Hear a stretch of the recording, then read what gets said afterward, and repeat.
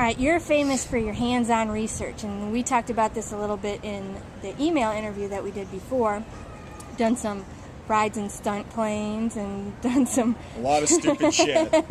Swimming with the sharks, and with your last book you visited a rather unique restaurant. So anything unique for this one? What'd you do? You know what's really interesting with this one? It's funny. There's been a little bit of a shift in my books, I would say, since The Crime Writer, where I've moved into this territory of being a little bit more. I guess if there was a template to draw from, it would be that the biggest inspiration would be like Hitchcock now. And so it's really interesting because with this book, I did a lot of research, this is a very hard book to talk about the research because it's in first person. There's such a strong mystery element. I don't want to give anything away, but all the technology and the procedural, all that stuff is squared away. But a lot of this for me was very important to set these two people in real life and to set them where they have a real relationship. They're really in the world. And so in that way, a lot of the thinking about the book was less about going out and doing crazy things than thinking about the setup and the psychology of a house, of a community, of how a department will work with his colleagues, how their marriage is functioning, what the problems are in a marriage. And so a lot of the thinking from this evolved from this core of real people in the real world.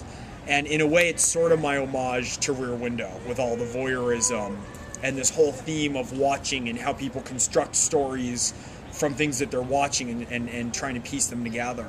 And so it's interesting because a lot of the stuff that I drew on from this was really pretty intensely personal, more so than even in the other books. And that's, you build in a lot of detail in there too, when he's coming around each day to watch his wife, and she's sitting she's sitting on the edge of the sofa, she's holding a mug of coffee, and he's seeing that, and you really pay attention to those details as well.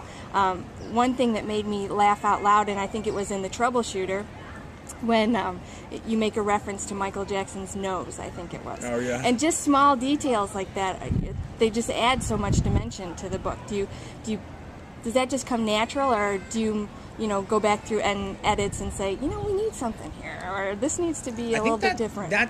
Those little details tend to come out in the writing. Like if it's a joke or a line, quite often that's when, if I'm in a scene and I'm really living in that scene, a lot of things will happen that I haven't planned for, and that's when a lot of those things happen. And some of the other things are more thematic, like in their watching, the scene that you describe is he's estranged from his wife, he's sleeping on the couch, and every morning he gets up and goes to work and circles around the back of the house, and he looks in and his wife is sitting, and she sits on the arm of the sofa, like you said, and she's crying because their marriage is in this really horrible place, and it's like they hold it together in separate bedrooms then when he leaves. And that's a lot about his voyeurism of her. I mean, that's part of everyone is watching everyone, and it's his inability to make a connection with her in that way. And that's something that as the book progresses, I play with those themes of how they're distant within this marriage and how this crisis might ultimately bring them together and bring them closer. That's awesome. Okay, They're Watching is the title that the book will have in the U.S., and it'll come out in July, but it's already been released. It was released earlier in the UK. Is this the first time that you've had a book come out in the UK before the US? I think so. It beat it by a little window, and it's just because of the publication schedules. The slot from my UK publisher was a little bit earlier than in the US, so it came out and they got lead time. But that's going to change, I think. By the next one they'll be more in sync. You're always trying to bring them more and more into sync, but there's different schedules, there's different catalogs, there's just different sort of plans and considerations, so it can get a little hinky sometimes. And when it was released in the UK, it was released as Or She Dies. Yes. Why the title change? England is a different market, and different titles, I mean, I don't have a better answer aside from the fact that different titles work differently in the UK and the US. And so there's some titles you'll hear of a book in the US that, an editor will say that would never work here, and you don't know why. I mean, so often they will play with the titles to suit the market better.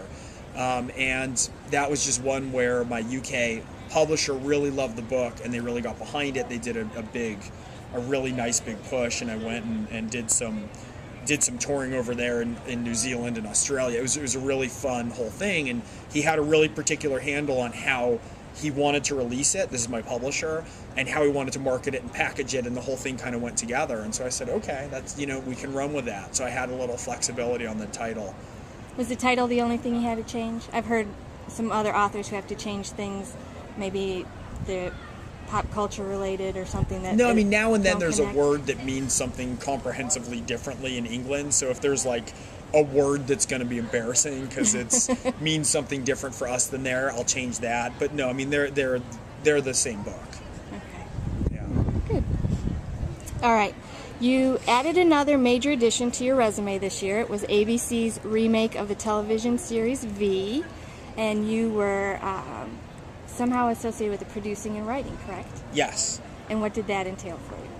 Just going in, helping when they came back on the air. The first 4 were aired, and then I came back in to work on the last 8. And so I wrote several of them. I was a consulting producer, so I helped sit in the writer's room. There's a lot of talented writers on the show.